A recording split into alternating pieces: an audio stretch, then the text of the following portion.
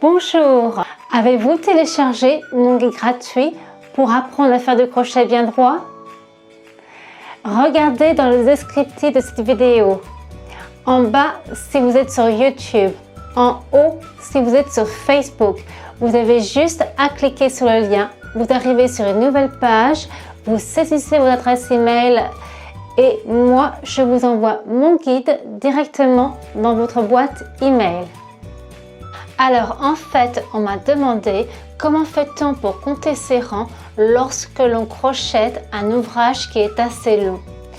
Alors, c'est vrai que le crochet présente plusieurs défis.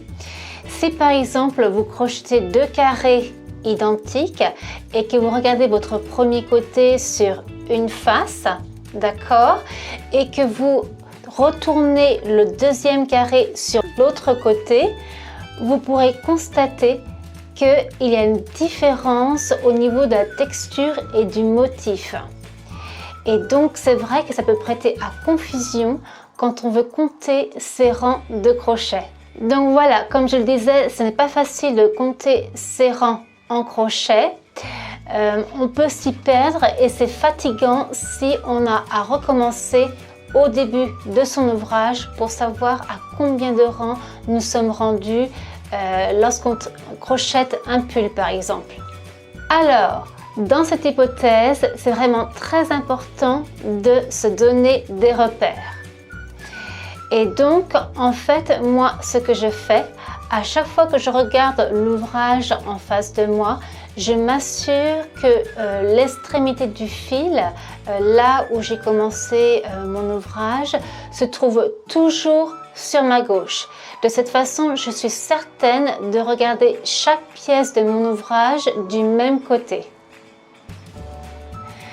Également, une autre astuce qui m'est très utile quand je crochette de longues pièces en crochet, je rajoute ce qu'on appelle des marqueurs de mailles. Alors en fait, les marqueurs de mailles, c'est très pratique, ils sont en plastique, ils sont assez légers et donc ils sont très faciles à placer en bordure de rang à intervalles réguliers. Et donc, ça me permet de me retrouver là où j'en suis dans mon crochet. Et en fait, ce que je fais, j'associe un code à chaque couleur que j'utilise. Par exemple, je vais associer telle couleur pour indiquer qu'il s'agit d'augmentation. Sinon, je vais prendre une autre couleur pour indiquer mes diminutions. Voilà, c'est la fin de cette vidéo. N'hésitez pas à la liker, à la partager et à la commenter. Et je vous dis à très bientôt!